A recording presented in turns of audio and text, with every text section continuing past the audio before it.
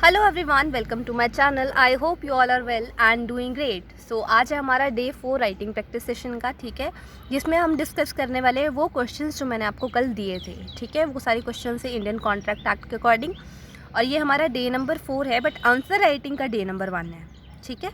तो मैंने आपको 5 क्वेश्चन दिए थे, ठीक है, तो हम उनको आज डिस्कस करेंगे।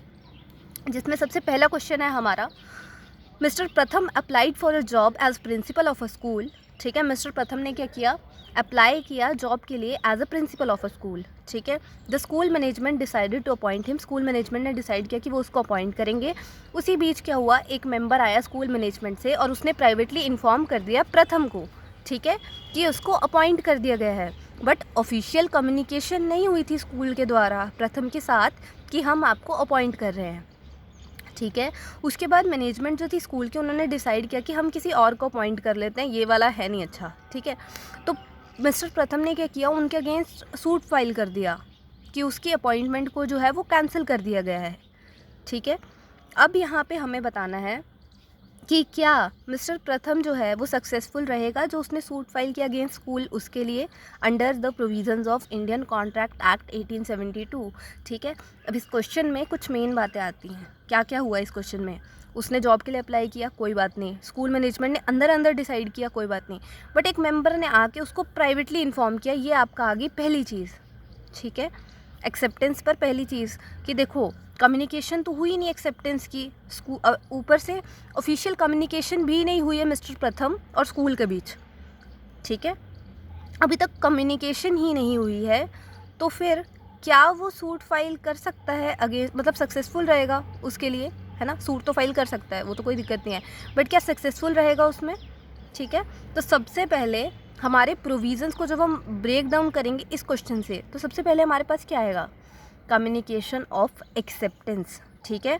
सबसे पहले इसमें ये वाला आएगा, ठीक है। उसके बाद हमारा क्या आएगा कि थर्ड पर्सन जो आता है, ठीक है, उसके बारे में आपको लिखना पड़ेगा कि communication of acceptance by third person can not be concluded in valid acceptance, ठीक है। प्राइवेटली इन्फॉर्म किया, ऑफिशियल कम्युनिकेशन तो नहीं हुई है, तो ठीक है। तो सबसे पहले आप क्या लिखोगे, प्रोविजंस की हेडिंग डालोगे, उसके बाद आप लिखोगे as per the relevant provisions of Indian Contract Act 1872।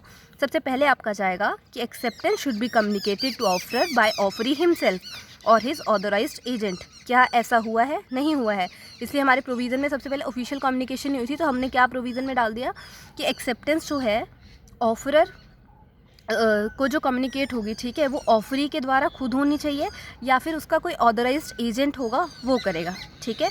दूसरी बात हमारी आती है कि communication of acceptance by third person can not be concluded in valid acceptance, ठीक है। ये दो चीज़ें आएंगी हमारी प्रोविज़न में। उसके बाद आप लिखोगे फैक्ट्स, फैक्ट्स में आप पूरा लिख दोगे, ठीक है, कि Mr Pratham applied for job as a principal, पहला पॉइंट, ठीक है, पॉइंटर्स में लिख देना फैक्ट, ठीक है। उसके बाद सेकंड पॉइंट आपका आ जाएगा मेन जो होगा, ठीक है, कि one member of the school management committee privately informed. Third आपका आ जाएगा official communication was not held between mister Pratham and school management, ठीक है। और थर्ड आ जाएगा he file the suit against him, against the school management, okay. अब मुझे बताओ कि कंक्लूज़न क्या निकल रहा है, ठीक है, क्या वो सक्सेसफुल हो पाएगा इसमें, जी नहीं, क्योंकि हमारी जो कम्युनिकेशन हुई है वो थर्ड पार्टी के द्वारा हुई है, ठीक है। थर्ड पर्सन आया जो था एक मेंबर स्कूल मैनेजमेंट का, उसने बता दिया, ठीक है। स्कूल मैनेजमेंट ने कुछ ऐसा नहीं बोला है कि हम आपको अपॉइंट करना चाहते हैं मिस्टर प्रथम को, ठीक है जी। तो यहाँ पे क्या आएगा, कंक्लूज़न में आप लिखोगे, ठीक है, कि the communication by third person can not be termed as communication of acceptance, ठीक है। Therefore, there is no valid contact that is found between Mr. Pratham and school management, और Mr. Pratham cannot file a suit against the school for cancellation of his appointment, ठीक है। तो अब हमारे पास इसका conclusion आ जाएगा ये, ठीक है, किस बेसिस पर, on the basis of above provision and facts, communication of appointment of Mr. Pratham should be made by school management। आपका मेन पॉइंट ये है कि कम्युनिकेशन जो थी वो स्कूल मैनेजमेंट द्वारा की जानी चाहिए थी या फिर उनके किसी ऑथराइज्ड एजेंट के द्वारा, ना कि किसी थर्ड पर्सन के द्वारा, ठीक है। उन्होंने किसी को नहीं बोला कि जाकर बताओ उसको, बोला नहीं, ठीक है, कोई ऐसे उठ के आ गया और उसने बता दिया, समझ आ गया। तो ये था इसका कंक्लूजन। मैं दोबारा रिकैप्चुलेट कर देती हूँ। प्रोविजंस में इसकी आएगा, the acceptance should be communicated to offerer by offeree himself और हिज ऑथराइज्ड एजेंट, ठीक है। Communication of acceptance by third person can not be concluded in valid acceptance, और फैक्ट्स आप लिख लोगे, ठीक है। कंक्लूजन में आएगा, on the basis of our provisions and facts communication of appointment of Mr. Pratham should be made by school management committee or any authorized agent, पहली बात। दूसरी बात, the communication by third person cannot be termed as communication of acceptance, therefore there is no valid contract that is formed between Mr. Pratham and school management, okay। तो Mr. Pratham जो है he cannot file a suit against the school for cancellation of his appointment, okay। तो इसी के साथ हमारा first question यहीं पे आपका ख़त्म। चलिए नेक्स्ट क्वेश्चन पे, ठीक है। ये आ गया आपका question number 2। Rahul a minor falsely representing his age. दो बातें आ गई कि पहली बात तो वो माइनर है, दूसरा बात उसने क्या किया, अपनी एज को फॉल्सली रिप्रेजेंट किया, ठीक है। वो 18 साल से कम है पर उसने ऊपर का बता दिया कि मैं मेजर हूँ, ओके। अब वो क्या करता है, enter into an agreement with the shopkeeper for a loan amount for purchasing a laptop, ठीक है। उसको क्या है, एक लैपटॉप परचेज करना था, इसलिए उसने क्या किया, एक एग्रीमेंट में आ गया लोन के लिए एक शॉपकीपर के साथ, ठीक है। और उसने क्या किया, अपनी एक्सपेंसिव वॉच जो थी, ठीक है, एज अ सिक्योरिटी दे दी और लोन ले लिया 40,000 का। अब यहाँ पे ध्यान से सुनना, लोन कितने का लिया, 40,000 का, ठीक है। He was very happy to get 40,000 और उसने क्या किया, वो बहुत खुश था 40,000 लेने के लिए। और उसके बाद वो क्या गया, मार्केट में गया और उसने क्या किया, लैपटॉप परचेज़ कर लिया 30,000 का। कितने का, 30,000 का।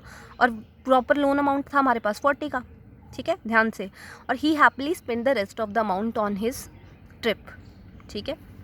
रेस्ट कितना बचा, 40 था, 30 का 10 बचा। 10 उसने किसके लिए लगा दिया, ट्रिप के लिए लगा दिया, ठीक है। याद रखना, उसने परचेज़ क्या किया, लैपटॉप। अभी प्रॉपर्टी उसके पास क्या आई है, लैपटॉप। कितने की थी, 30,000, ओके। अब लेटर ऑन क्या, राहुल को रियलाइज़ हुआ कि भाई मेरी घड़ी बहुत ज़्यादा एक्सपेंसिव थी, मेरे को नहीं देनी चाहिए थी, ठीक है। तो वो वापस गया शॉपकीपर के पास, उसने बोला मेरे को मेरी घड़ी वापस कर, मैं तेरे को लोन अमाउंट नहीं दूंगा। अब भाई ऐसा तो नहीं होगा, ठीक है। शॉपकीपर ने डिसएग्री कर दिया कि भाई इसने पहले तो झूठ बोल दिया है ना, ऊपर से अब कह रहे कि मेरी वॉच भी दो और मैं तुमको लोन अमाउंट भी नहीं दूंगा, ठीक है। तो यहाँ पे क्या होता है, वो फाइल कर देता है केस अगेंस्ट अ माइनर, ठीक है। वो है तो राहुल माइनर ही ना, for recovery of the loan amount. अब मुझे बताओ क्या शॉपकीपर सक्सीड कर पाएगा लोन अमाउंट को रिकवर करने में under the provisions of Indian Contract Act 1872, ठीक है। तो हमारे पास देखो, सबसे पहली बात ही क्या आ गई आंसर में, कि वो माइनर है। अब मुझे बताओ कि हमारे जो कॉन्ट्रैक्ट एक्ट का सेक्शन 11 है, ठीक है, उसमें यूनिट 3 में जो आपका सेक्शन 11 है, उसमें लिखा हुआ है कि माइनर जो है कंपीटेंट ही नहीं है कॉन्ट्रैक्ट में एंटर करने के लिए, ठीक है। तो यहाँ पे जो माइनर के साथ एग्रीमेंट किया होगा वो तो वॉइड अब इनिशियो हो गया, ठीक है, वॉइड हो गया फ्रॉम द वेरी बिगिनिंग। देखो माइनर के साथ कर लिया, इसका मतलब पहले से ही वॉइड है, चाहे माइनर फिर झूठ बोले, जेड़ा मर्जी करे, ठीक है। यहाँ पे क्या हो गया, वो वॉइड हो गया। सबसे पहली बात आपकी आएगी प्रोविज़न में ही, आप क्या लिखोगे, प्रोविजंस, हेडिंग डालोगे उसको बॉक्स के अंदर। उसके नेक्स्ट लाइन में as per the relevant provisions of section, याद है तो सेक्शन लिख दो, नहीं याद है तो छोड़ दो, आगे चलो, ठीक है। मैंने आपको इंपॉर्टेंट सेक्शन दिए थे, उसमें इंपॉर्टेंट सेक्शन मैंने आपको सेक्शन नंबर 11 लिखा हुआ है कंपीटेंट टू कॉन्ट्रैक्ट वाला, उसमें 3 चीज़ें आती हैं, ठीक है। वो आप चेक कर लेना एक बार। तो अगर आपको याद है तो लिख देना, नहीं है तो छोड़ देना। वो उसको लिख के section 11 of Indian Contract Act 1872 या फिर relevant provisions of Indian Contract 1872, सबसे पहले आप क्या लिखोगे, a minor is not competent to enter into any contract, ठीक है। और any agreement with minor is void ab initio means void from the very beginning, ठीक है। ये चीज़ आपकी आ जाएगी पहली लाइन में ही, ये दे रखा है, ओके। दूसरी चीज़ आती है, अब देखो शॉपकीपर तो कर ही चुका है ना।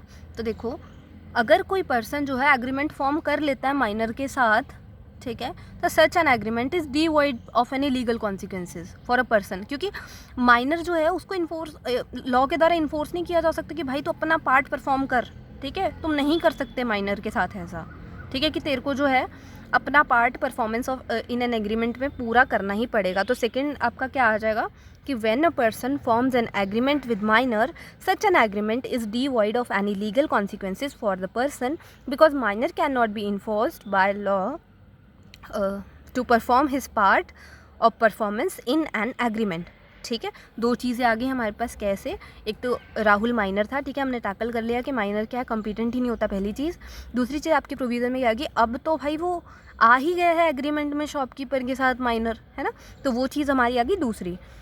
अब यहाँ पे क्या हुआ है, उसने फ्रॉड भी तो किया है, उसने फॉल्सली रिप्रेजेंट कर दी अपनी एज, है ना, तो यहाँ पे ये सब की तो प्रोविज़न बनेगी नहीं, है ना, क्योंकि ये तो उसने किया है कि हाँ भाई 30,000 यहाँ ले लिया, ये फलाना फलाना यहाँ हो गया, ठीक है। मेन चीज़ तो यही आ रही है कि वो एक माइनर था, उसने फॉल्सली रिप्रेजेंट किया और वो एंटर हो गया एग्रीमेंट में, तीन चीज़ें बन गई हमारी, ठीक है। अब उसने फ्रॉड किया है, अब क्या होगा भाई, तो अगर देखो माइनर के पास अगर कोई प्रॉपर्टी आती है फ्रॉडलेंटली अपनी एज मिस रिप्रेजेंट करके, ठीक है, अगर वो बोल रहा है कि मैं 18+ हूँ, है ना, और उसने 18+ करके कुछ ख़रीदा है, ठीक है, उस पैसे से, जैसे लोन से उसने क्या ख़रीदा है, मैंने आपको बोला था यहाँ ध्यान देना, 40,000 का लोन लिया था तो 30,000 का लैपटॉप लिया है, ठीक है, एंड दैट इज़ प्रॉपर्टी। ये पैसे तो उसने खर्च कर दिए बाकी के ट्रिप में, वो प्रॉपर्टी नहीं है, लैपटॉप है प्रॉपर्टी, ठीक है, तो उसको वो प्रॉपर्टी वहाँ पर वापस करनी पड़ेगी, ठीक है, कोर्ट उसको ऑर्डर कर सकता है, ठीक है, कि उसको वो प्रॉपर्टी क्या करनी पड़ेगी, रीस्टोर करनी पड़ेगी, ठीक है, और जो भी गुड्स उसको मिले हैं उसको वापस करने पड़ेंगे। तो यहाँ पे अब आपसे क्या पूछा गया है कि क्या शॉपकीपर सक्सीड कर सकता है रिकवर करने के लिए लोन अमाउंट, ठीक है, उसके अकॉर्डिंग हमारी प्रोविजंस पूरी हो गई हैं, हमारे को यहीं से पता लग गया है कि अब हमारे को क्या क्या चाहिए, ठीक है। तो देखो वैसे तो हम जो है माइनर के अगेंस्ट कोई एक्शन नहीं ले सकते हैं, पर हमारी थर्ड प्रोविज़न का पॉइंट क्या कहता है कि उसके पास अगर कोई प्रॉपर्टी है अपने पोजेशन में दूसरी पार्टी की, यहाँ पे प्रॉपर्टी उसके पास क्या है, लैपटॉप, ठीक है, तो उसको क्या करनी पड़ेगी, he has to return the same, है ना, जो भी उसके पास होगा वो उसको वापस करना पड़ेगा। तो प्रेजेंट केस में राहुल जो है वो 40,000 तो नहीं वापस कर पाएगा, ठीक है, वो लायबल ही नहीं है रीपे करने के लिए लोन अमाउंट, क्योंकि वो माइनर है, ठीक है, बट उसको कोर्ट जो है ऑर्डर दे सकता है कि भाई लैपटॉप वापस कर, क्योंकि वो शॉपकीपर का है, तेरे पोजीशन में है, ओके। तो यहाँ पे क्या होगा आपके कंक्लूजन में कि वो लोन अमाउंट रिकवर नहीं कर सकता, बट उसके पास जो प्रॉपर्टी है दैट इज़ लैपटॉप, उसको वो वापस कर देगा, ठीक है, कोर्ट उसको ऑर्डर कर सकता है। तो ये हो गया हमारा क्वेश्चन नंबर 2, ठीक है, गॉट इट। नेक्स्ट हमारे पास आता है व्हाट इज़ वेजरिंग एग्रीमेंट, ठीक है, और describe the transaction which resembles with wagering transactions but are not void, ठीक है, क्या बोला है, वेजरिंग एग्रीमेंट क्या होते हैं और डिस्क्राइब करना है ट्रांजैक्शंस को जो रिजेंबल करते हैं वेजरिंग ट्रांजैक्शंस के साथ, बट वो जो है वाइड नहीं है, ओके। तो अब वेजरिंग एग्रीमेंट्स क्या होते हैं, ठीक है, an agreement by way of a wager is void, ठीक है। आप सबसे पहले देखो ये डायरेक्ट क्वेश्चन है, बट आपके लिए ये क्या है, डायरेक्ट क्वेश्चन के 4 पार्ट होते हैं, मैंने बताया था, उसमें ये डायरेक्ट थ्योरी क्वेश्चन है, तब भी आप क्या लिखोगे, प्रोविज़न, क्योंकि ये आईआरएफ के अलावा किसी चैप्टर से, ठीक है, आईआरएफ में जो है आप प्रोविज़न नहीं लिखते हो, बाकी सब में आप लिखोगे। सबसे पहले provision, as for the relevant provisions of Indian Contract Act, ठीक है, आप क्या लिखोगे कि वेजरिंग एग्रीमेंट क्या होता है, सबसे पहले आपने ये बताना है, ठीक है। तो an agreement by way of a wager is void, ठीक है, ये कौन सा एग्रीमेंट है जो इन्वॉल्व करता है payment of a sum of money, ठीक है, जो कि एक अनसर्टेन इवेंट की वजह से डिटरमाइन करेंगे आप, ठीक है, क्या, it is an agreement involving payment of a sum of money upon the determination of an uncertain event. हमें नहीं पता वो इवेंट होगा नहीं होगा, ठीक है, बट आपने पहले से ही क्या है उस पर क्या है वो लगा दिया कि हाँ भाई अगर ये हुआ, आज बारिश हुई तो तू मेरे को 200 रुपये देगा, ठीक है, नहीं हुई तो मेरे को 200 रुपये देगा, तो एब्सटिनेंस भी हो सकती है, ठीक है, और यू हैव टू डू वाला केस भी हो सकता है, कुछ भी हो सकता है ना। अब अनसर्टेन इवेंट है, मैं ये भी बोल सकती हूँ कि ना हो वो चीज़ तो दूंगी या हो तो दूंगी, ठीक है, तो अगर वो अनसर्टेन इवेंट है तो अनसर्टेन इवेंट पे डिपेंड कर रहा है, ठीक है, तो वो हमारे क्या हो जाएंगे, वेजरिंग एग्रीमेंट। और उसमें मेन क्या होना चाहिए कि एक पेमेंट ऑफ मनी जो है वो इन्वॉल्व होना चाहिए, and second thing that is क्या, अनसर्टेन इवेंट, ओके। अब देखो वेजर का सेंस क्या होता है, that each side should stand to win और लॉस, है ना, एक बंदा जीतेगा उसमें, है ना, और एक क्या हार जाएगा, ऐसा ही होगा ना। देखो अगर एक पार्टी का उसके ऊपर कंट्रोल हुआ, है ना, तो क्या होगा, वो एग्रीमेंट आपका वेजर नहीं होगा, ठीक है। एग्जाम्पल के लिए हम ले लेते हैं, श्रेया ने किसको बोला, राहुल था ना, माइनर तो नहीं, चलो राहुल को बोला, ठीक है, कि 50,000 मैं तेरे को दूंगी अगर बारिश होती है, और राहुल मेरे को बोल रहा है आई वेडी तू एक काम करेंगे 1 लाख तेरे को मैं दे दूंगा अगर नहीं हुई तो, ठीक है। अब ये क्या है, agreement will be the by way of wager, है ना। अब देखो हमारे पास दूसरी चीज़ क्या पूछी है, ट्रांजैक्शंस रिलेटिंग टू, कहाँ गया, transaction which resembles with wagering transactions but are not void, है ना। अब देखो इसमें हमारे पास हमारे मॉड्यूल में दे रखे हैं, सबसे पहले हमारे पास आता है games of skill and athletic competition, ठीक है, जिसमें जो क्रॉसवर्ड पजल्स हैं हमारी, ठीक है, पिक्चर कंपटीशन है, एथलेटिक कंपटीशन है, जहाँ पे प्राइज़ अवार्ड किए जाते हैं on the basis of skill and intelligence, है ना। क्योंकि ये गेम्स कौन सी हैं, स्किल की हैं, और ये ऐसे ऐसे कॉम्पिटिशन जो होंगे हमारी वैलिड होंगे, ठीक है। अब यहाँ पे आपका एक्ट है एक, प्राइज़ कंपटीशन एक्ट 1955, हाँ मे बी 1955 ही है, ठीक है। तो वहाँ पे क्या है कि in the game of skill, ठीक है, जितनी भी गेम्स हमारी स्किल की होंगी वहाँ पे जितना भी प्राइज़ मनी होगा वो 1000 से ज़्यादा एक्सीड नहीं करना चाहिए, ठीक है। अगर कर गया तो फिर वो वही ट्रांजैक्शन होगी हमारी, ठीक है, वेजरिंग एग्रीमेंट्स, ओके। तो यहाँ पे क्या है कि गेम ऑफ स्किल और एथलेटिक कंपटीशन, जैसे कि crossword puzzle, picture competition, athletic competition, जहाँ पे प्राइज़ अवार्ड किए जाता है on the basis of skill and intelligence, ठीक है। कोई भी गेम्स जिनमें प्राइज़ आपके अवार्ड किए जाएंगे स्किल और इंटेलिजेंस पे, ठीक है, इन गेम्स का कंपटीशन आप वैलिड मानोगे, ठीक है। और प्राइज़ कंपटीशन एक्ट आपका 1955 क्या कहता है कि in the game of skills are not wagers provided the prize money अगर हमारी 1000 एक्सीड नहीं होती है। तो ये दो चीज़ें आपने लिख देनी है, ठीक है जी। उसके बाद आपका आता है सेकंड, कॉन्ट्रैक्ट ऑफ इंश्योरेंस, है ना। एक कॉन्ट्रैक्ट ऑफ इंश्योरेंस भी आपका एक तरह से कॉन्टिंजेंट कॉन्ट्रैक्ट है, ठीक है, और वो वैलिड है अंडर लॉ, क्योंकि these contracts are different from wagering agreements, है ना। अब इंश्योरेंस में जैसे, अब इंश्योरेंस भी इतने तरह के होते हैं ना, वो भी तो डिपेंड करते हैं किसी के, जैसे समझो आपके इंश्योरेंस लिया मैंने, है ना, कि भाई मर जाएंगे तो पैसे मिलेंगे, ठीक है, लाइफ इंश्योरेंस, ओके। तो अब भाई डिपेंड करता है ना कि मरूंगी मैं कि नहीं मरूंगी, नहीं मरी तो नहीं मिलेंगे पैसे, है ना। अब देखो उन्होंने भी अमाउंट डिसाइड किया होता है कि अगर मर गए तो आगे जो नॉमिनीज होंगे उनको इतने देंगे, तो वो चीज़ क्या है, उसको भी हम वेजरिंग में नहीं लेते हैं, ठीक है, क्योंकि वो भी क्या है, कॉन्टिंजेंट कॉन्ट्रैक्ट है पर वैलिड है अंडर लॉ, ठीक है, और डिफरेंट है वेजरिंग एग्रीमेंट से। वहाँ पे विन और लॉस वाले चांसेस तो होते नहीं है, ओके। उसके बाद आपके पास आते हैं कमर्शियल ट्रांजैक्शंस और शेयर मार्केट ट्रांजैक्शंस। ये ट्रांजैक्शंस जो होंगे, ठीक है, इसमें भी क्या है आपका डिलीवरी ऑफ गुड्स और शेयर्स क्या है, इंटेंड किए जाते हैं टू बी गिवन और टेकन, ठीक है, that do not amount to wagers.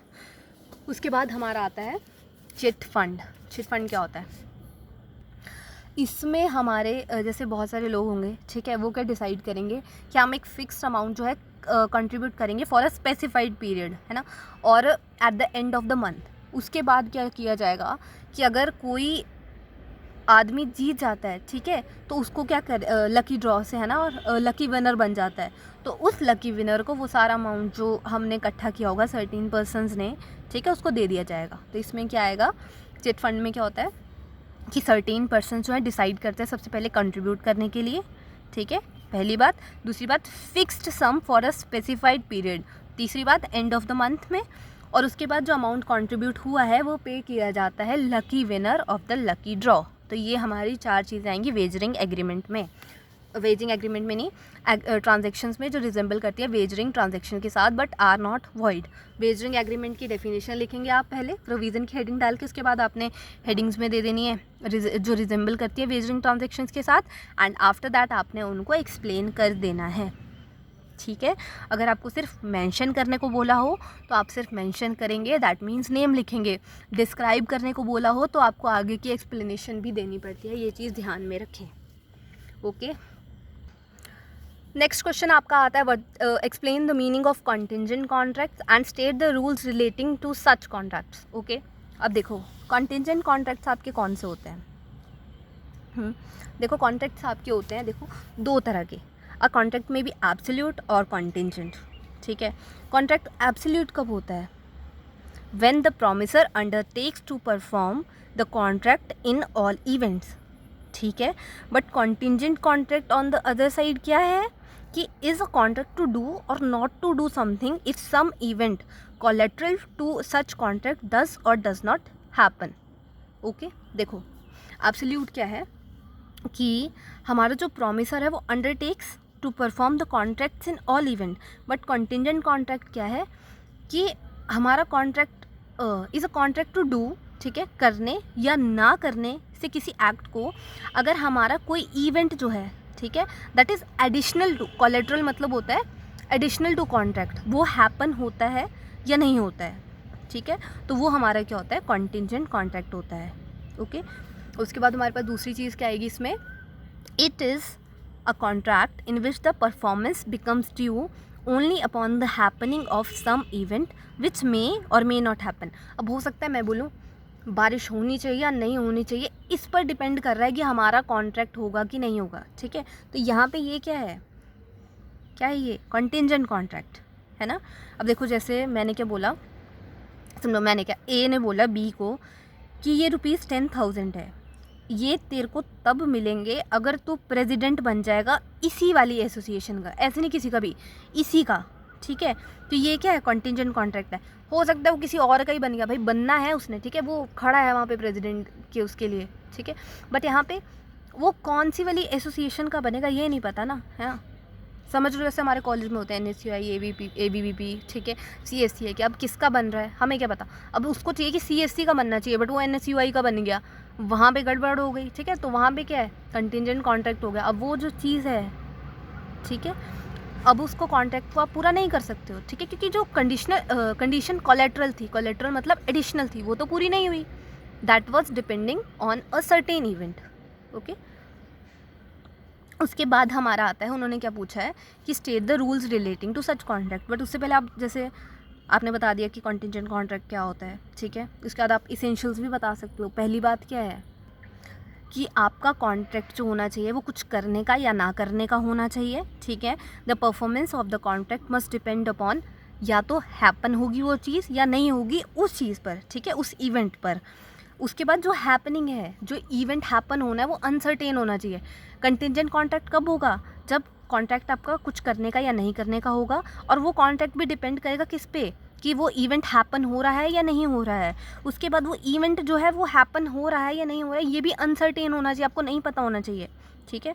और चौथी बात होनी चाहिए कि the event on which the performance is made to depend upon is an event collateral to the contract, ठीक है, दैट, देखो कोलेट्रल मतलब एडिशनल, देखो हमारा जो ये होना चाहिए, ठीक है, इवेंट होना चाहिए, उसकी जो परफॉर्मेंस होनी चाहिए वो जो होनी चाहिए डिपेंड करनी चाहिए, जो इवेंट कोलेट्रल है आपके कॉन्ट्रैक्ट को, एडिशनल है आपके कॉन्ट्रैक्ट में। क्या मतलब कि वो जो है रेसिप्रोकल प्रॉमिस का कोई भी पार्ट फॉर्म नहीं कर रही है, जो कि कॉन्ट्रैक्ट आपका कंस्टिट्यूट हो रहा है उसमें। ओके, उसके बाद आपका जो इवेंट होना चाहिए, ठीक है, should neither be a performance that is promised or not the consideration for the promise. Okay, और कंटिजेंट इवेंट जो आपके होते हैं should not be the mere will of the promisor. Okay, कि वो जो है प्रॉमिसर की मेयर विल नहीं होने चाहिए। However where the event is within the promisor will but not merely his will. Okay, अगर वो इवेंट जो है प्रॉमिसर्स की विल, प्रॉमिसर की विद इन द प्रॉमिसर की विल के अंदर है पर उसकी विल नहीं है, क्या बोला मैंने, प्रॉमिसर की विल के अंदर है बट उसकी विल नहीं है, वो भी आपके कॉन्ट्रैक्ट कॉन्टिजेंट होते हैं। क्या बातें बोली मैंने, 5, कि कॉन्ट्रैक्ट आपका कुछ करने का या नहीं करने का होना चाहिए। ओके, उसके बाद आपका परफॉर्मेंस ऑफ द कॉन्ट्रैक्ट जो है वो किसी इवेंट की हैपनिंग या नॉन हैपनिंग पर होना चाहिए। हैपनिंग ऑफ द इवेंट जो आपकी अनसर्टेन होनी चाहिए। इवेंट की परफॉर्मेंस जो है वो डिपेंड करनी चाहिए जो इवेंट कोलेट्रल है कॉन्ट्रैक्ट के, that is additional to the contract. Okay, उसके बाद आपका कॉन्टिजेंट इवेंट जो है वो मेयर विल नहीं होनी चाहिए प्रॉमिसर की। ओके, वहाँ पर इवेंट जो है प्रॉमिसर की विल के अंदर हो सकता है बट उसकी विल नहीं होनी चाहिए, ठीक है, तो ये आपका कॉन्टिजेंट कॉन्ट्रैक्ट होगा। ये हमारा आ गया कॉन्टिजेंट कॉन्ट्रैक्ट और उसके इसेंशियल्स, ठीक है। अगर बड़ा क्वेश्चन आ जाए तो आपको ये लिखना ही पड़ेगा, है ना जी। तो उसके बाद आपका आ गया है rules relating to such contract. अब देखो रूल्स क्या हैं, कॉन्टिंजेंट कॉन्ट्रैक्ट के रिलेटेड। सबसे पहला आपका क्या है कि कॉन्टिंजेंट कॉन्ट्रैक्ट जो आपका है वो डिपेंड करना चाहिए happening of an uncertain future. ठीक है, आपका जो कॉन्टिंजेंट कॉन्ट्रैक्ट है अगर वो देखो आपका कोई भी कॉन्ट्रैक्ट है वो अगर अनसर्टेन फ्यूचर पर नहीं डिपेंड कर रहा है तो वो कंटिंजेंट नहीं है।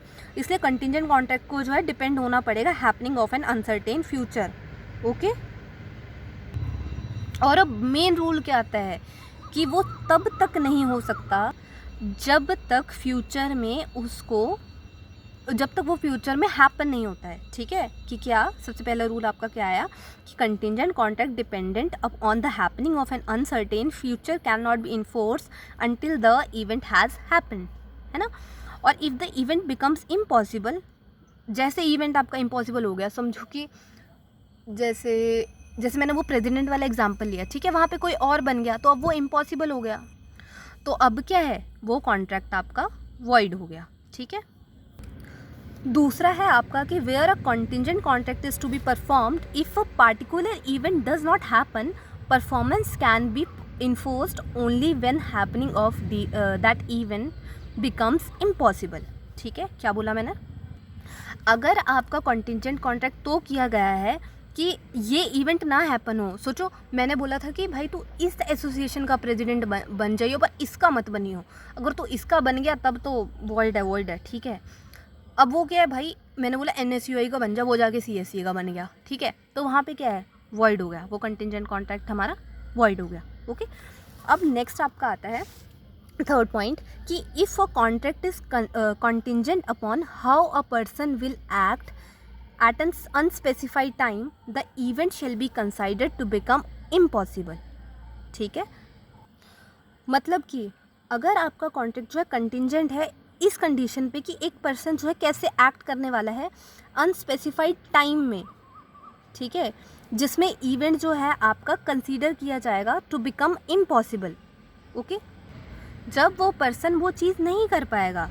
ठीक है, देखो अगर आपका जैसे मैंने बोल दिया कि भाई तेरे को उस वक्त नाचना पड़ेगा, ठीक है, अगर अब मैंने देखो मेरे को बोला था एक्ट करने को, ठीक है, नाचने को बोल दिया समझो, ठीक, और मैं नहीं नाची उस वक्त, तो वो क्या हो जाएगा, वहीं पे हमारा कॉन्टिंजेंट कॉन्ट्रैक्ट क्या हो जाएगा, वॉइड हो जाएगा। ठीक है, क्योंकि वो फ्यूचर पे डिपेंड कर रहा था, पहली बात तो है ना, फ्यूचर पे डिपेंड कर रहा था कि मेरे को जब वो चीज़ हो रही होगी तो मेरे को ये एक्ट जो है वो परफॉर्म करना पड़ेगा उस अनस्पेसिफाइड टाइम में। ठीक है, अब वहाँ पे क्या हुआ, तो ये वाला इवेंट कब इम्पॉसिबल होगा, जब मैं जो हूँ, ठीक है, वो ऐसी चीज़ कर दूँगी, जैसे मैं नाची नहीं, समझो ऐसा समझ लो कि मैं नाची नहीं, और वो जो है renders to be impossible that he should so act within any definite time or otherwise than any further contingencies. Okay, मतलब कि कुछ भी हो सकता है, मैंने उसको पहले ही बोल दिया है ना कि तू मेरे से यही करवाना या यही करना, तो ये चीज़ें जो होती हैं वहाँ पे उसी वक्त हमारा कॉन्टिंजेंट कॉन्ट्रैक्ट जो होगा वो इम्पॉसिबल हो जाएगा। ओके, और लास्ट आपका क्या है, कॉन्टिंजेंट कॉन्ट्रैक्ट्स टू डू, ठीक है, और नॉट टू डू एनीथिंग। जो कॉन्टिंजेंट कॉन्ट्रैक्ट आपके किस लिए होंगे, कुछ करो या ना करो, है ना, वो इफ़ एन इम्पॉसिबल उनमें है ना, anything if an impossible event happens इस टर्म में, ठीक है, तो वो क्या होगा, वॉइड हो जाएंगे। वेदर क्या है, हमारे फैक्ट्स जो हैं वो नॉन है पार्टीज़ को या नहीं है, कुछ भी होगा वो वॉइड हो जाएंगे। ठीक है, मतलब कई इवेंट्स क्या होते हैं हमारे, जैसे हमारे को बोला कि कॉन्टिंजेंट कॉन्ट्रैक्ट्स है ना हमारे क्या है, टू डू करने के लिए या नहीं करने के, अगर कोई इम्पॉसिबल इवेंट होता है, इम्पॉसिबल इवेंट क्या भाई, सूरज धरती पे ले आओ, ठीक है, उसके बाद करेंगे हम कॉन्ट्रैक्ट, तो ये क्या है, इम्पॉसिबल चीज़ है, तो ये तो वॉइड हो गए, चाहे फैक्ट हमारे को पता है कि आएगा वो नहीं, नीचे आएगा या नहीं, जो भी होगा, ठीक है, यहाँ पे वो क्या हो जाएगा, वॉइड हो जाएगा। ओके, तो इसी के पास हमारे बीच यार थे कॉन्टिंजेंट कॉन्ट्रैक्ट के आपके पास 4 कंडीशंस आ रही थी। जैसे हम लास्ट से चलते हैं कि टू डू और not to do anything if an impossible event happens, सबसे पहली ये, तो भी क्या हो जाएगा, हमारा वॉइड हो जाएगा अगर हमारे फैक्ट्स पता है, पार्टी को नहीं पता है। ठीक है, if a contract is contingent upon how person will act at an unspecified time, ठीक है, तो वहाँ पे भी क्या हो जाएगा, इवेंट को तब इम्पॉसिबल माना जाएगा जब वो पर्सन जो है कुछ ऐसी चीज़ कर देता है जो उसको रेंडर कर देता है इम्पॉसिबल। ठीक है, कि अब वो जो भी एक्ट करेगा डेफिनेट टाइम में, है ना, कर देगा, या फिर otherwise than any further contingencies. Okay, उसके बाद हमारा कॉन्टिंजेंट कॉन्ट्रैक्ट जो परफॉर्म हुआ है, if a particular event does not happen, ठीक है, तो हमारी परफॉर्मेंस जो है वो कब इन्फोर्स होगी, जब आपका वो इवेंट हैपन होगा wait a second, I don't know ये क्या हो रहा है, मेरे कैमरे की ब्राइटनेस घट जा रही है एक मिनट। हाँ ठीक है, तो वो कब इन्फोर्स होगी, जब आपका वो इवेंट जो होगा हैपन होगा, ऑफ दैट इवेंट जो हैपन होना था, है ना, जो हैपन होने वाला है वो आपका इम्पॉसिबल हो जाता है ना। और उसके बाद आपका लास्ट में क्या आ गया कि contingent contract dependent on the happening of an uncertain event. ठीक है, पहले वाला क्या था, नॉन हैपनिंग, अब यहाँ पे क्या, happening of an uncertain event can not B enforce जब तक वो इवेंट हैपन नहीं होता, है ना। और अगर वो इवेंट जो है इम्पॉसिबल हो जाता है तो आपका कॉन्ट्रैक्ट वाइड हो जाता है। ठीक है, ईजी हमारे 4 हो गए, और यही थे रूल्स जो हमारे कंटिंजेंट कॉन्ट्रैक्ट से रिलेटिंग थे। ठीक है, लास्ट क्वेश्चन आपका बचा, that is Seema was running a boutique in New Delhi. ठीक है, सीमा जो थी एक ब्यूटीक रन कर रही थी न्यू दिल्ली में। She has to deliver some cloth to her friend Kiran. ठीक है, जिसने क्या किया, एक एग्जीबिशन लगाई है मुंबई में, है ना। अब सीमा ने क्या किया, deliver the sewing machine and some cloth to a railway company to be deliver at a place where exhibition was to be held. ठीक है, सीमा ने डिलीवर कर दी स्यूइंग मशीन और कुछ क्लॉथ रेलवे कंपनी को, जो कि डिलीवर होना था एट प्लेस जहाँ पे एग्जीबिशन हेल्ड होनी थी। सीमा ने एक्सपेक्ट किया कि उसको कोई एक्सेप्शनल प्रॉफिट मिल जाएगा सेल से। ठीक है, सीमा ने किया था एक्सपेक्ट। ठीक है, किरण ने तो क्या करा, हमारा ये देखो, सीमा कर रही थी रन आपका ब्यूटीक, ठीक है, न्यू दिल्ली में, और उसने क्या करना था, she has to deliver some cloth to her friend Kiran. अब सीमा ने डिलीवर कर दिए वो, ओके, और किरण ने क्या करना था, उनको एग्जीबिशन में लगाना था। अब सीमा सोच रही थी कि मेरे को कोई एक्सेप्शनल प्रॉफिट मिल जाएगा जो सेल मैंने करी। ठीक है, और उसने क्या करा, ये फैक्ट जो है रेलवे अथॉरिटीज़ के मतलब नोटिस में नहीं लाई वो चीज़। ठीक है, अब यहाँ पे क्या हुआ, जो गुड्स से हमने डिलीवर किए थे एट द प्लेस, है ना, जो गुड्स हमारे डिलीवर हो गए। ठीक है, मैं सीमा की तरह बात कर रही हूँ। ठीक है, और रेलवे अथॉरिटी ने क्या किया, वो जो थे after the conclusion of exhibition के बाद डिलीवर हुए। अब यहाँ पे ठीक है, जो ब्रीच हुई कॉन्ट्रैक्ट की रेलवेज अथॉरिटी के द्वारा, ठीक है, क्या उसके अकॉर्डिंग सीमा जो है रिकवर कर सकती है loss of profit under the Indian Contract Act 1872। ठीक है, अभी एक्सेप्शनल प्रॉफिट वाला जो हो गया ना, ठीक है, इसको हमारे को क्या स्पेशल डैमेजेस के अंदर कवर करना पड़ेगा, राइट, क्योंकि ये जो थी ये उसने नोटिस में तो लाया नहीं, है ना। अभी मेन जो ऑर्डिनरी डैमेजेस जो उसको हुई हैं सबसे पहले तो वो क्लेम करेगी। तो हमारी प्रोविज़न में सबसे पहले आप क्या डालोगे, डैमेजेस का। ठीक है, डैमेजेस की डेफिनेशन आएगी आपकी कि damages mean the sum of money claimed or awarded in compensation for loss or an injury whenever a party commits breach. ठीक है, जब भी पार्टी ब्रीच कमिट करेगी तो एग्राइव पार्टी को क्या करना पड़ेगा, क्लेम करनी पड़ेगी compensation for the loss so suffered by him. Okay, उसके बाद आपका इसमें क्या आएगा, जनरल डैमेजेस। अब हमारे को पता करना है कि हुआ क्या है। ठीक है, उसको लॉस ऑफ प्रॉफिट्स का तो जनरल डैमेजेस हुए हैं, स्पेशल डैमेजेस हुए हैं, क्या हुआ है। ठीक है, अब देखो जनरल डैमेजेस कौन सी होती है हमारी, जो अराइज होंगी natural in the usual course of things from the breach itself. ठीक है, जब ब्रीच हमारी कमिट करी किसी पार्टी ने, ठीक है, तो डिफेंडेंट जो होगा उसको हेल्ड करा जाएगा liable for all such losses. ठीक है, that naturally arise in usual course of business. ठीक है, तो इन डैमेजेस को हम क्या बोलते हैं, ऑर्डिनरी डैमेजेस। उसका स्पेशल डैमेजेस कौन सी होती है हमारी, जो अराइज होंगी आपकी कब, अनयूजुअल सर्कमस्टांसिस में अफेक्टिंग द एग्राइव पार्टी, और and such damages are recoverable only when the special circumstances were brought to the knowledge of the defendant. यहाँ हमारा स्पेशल सर्कमस्टांसिस क्या था कि सीमा को जो था एक्सपेक्ट कर रही थी वो कि उसको एक्सेप्शनल प्रॉफिट मिलेगा सेल से। क्या उसने रेलवे वालों को ये बात बताई, नोटिस में लाई, नहीं लाई। ठीक है, तो स्पेशल डैमेजेस तो नहीं मिलेंगी, है ना। और देखो अगर हमारा कोई स्पेशल नोटिस नहीं गिवन है एग्राइव पार्टी को, तो हम जो है सिर्फ ऑर्डिनरी डैमेजेस क्लेम कर सकते हैं, स्पेशल डैमेजेस हम नहीं क्लेम कर सकते हैं। अब इन द गिवन केस आप फैक्ट लिख दो कि सीमा क्या थी, सीमा कोई सेल से जो भी था एक्सेप्शनल प्रॉफिट जो है सेल से वो सोच रही थी कि मेरे को मिलेगा एग्जीबिशन में, पर वो लेट हो गए, उनको एग्जीबिशन के बाद पहुँचे रेलवे वाले हमारे, तो वो क्या है, इसमें क्या क्लेम कर सकती है, ऑर्डिनरी डैमेजेस की स्पेशल डैमेजेस, है ना। आप लोगों ने आंसर्स बहुत अच्छे अच्छे लिखे थे कईयों ने, बट ये वाला क्वेश्चन मैक्सिमम बच्चों ने गलत लिखा था, तो मैं इसको बहुत ध्यान से करवा रही हूँ। ठीक है, इस चीज़ पर ध्यान रखना कि एक्सेप्शनल प्रॉफिट था और उसने उनके नोटिस में नहीं लाई थी वो चीज़। ठीक है, जब भी आपको कोई चीज़ दिखे ना, क्वेश्चन को पढ़ के मेन चीज़ जो है ऐसे हाईलाइट कर लो हमेशा। ठीक है, तो अब यहाँ पे कंक्लूजन क्या निकलेगा, the goods were delivered after the conclusion of the exhibition.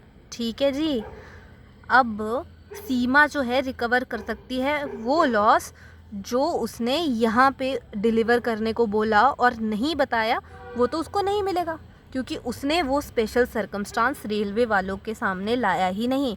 So she could not recover the loss of profits under the Indian Contract Act 1872। ठीक है जी, सबसे पहले आपका लिखोगे डैमेजेस का मतलब, फिर जनरल डैमेजेस, फिर स्पेशल डैमेजेस, उसके अंडर ही आपका जो है कंक्लूज़न इसके अंडर कवर हो जाएगा। ठीक है, मैं आपको आंसर जो है वो कमेंट सेक्शन में भी दे दूँगी बढ़िया करके। ओके, और उसके बाद आपके जो आंसर्स होंगे कि कई बच्चों ने लिखे हैं जिनके मेरे को अच्छे लगेंगे, मैं वो आप अपने टेलीग्राम चैनल पे पोस्ट कर दूँगी। ठीक है, तो ये हमारे 5 क्वेश्चंस हो गए। आई होप आपको समझ आ गए होंगे। नेक्स्ट क्वेश्चन मैं आज पोस्ट कर दूँगी और आप लोग करके मेरे को भेज देना, मैं चेक कर दूँगी। ठीक है, और आज के लिए इतना ही। जो नहीं समझ आएगा मेरे से कमेंट सेक्शन में पूछ लेना, आई एम हेयर। और टेलीग्राम पे नेक्स्ट क्वेश्चंस आप देख लेना। ठीक है, उसकी डिस्क्रिप्शन में मैं लिंक डाल दूँगी सब कुछ, और चेक करवाने हो तो मेरे को बोर्ड पे भेज देना। Thank you, have a nice day.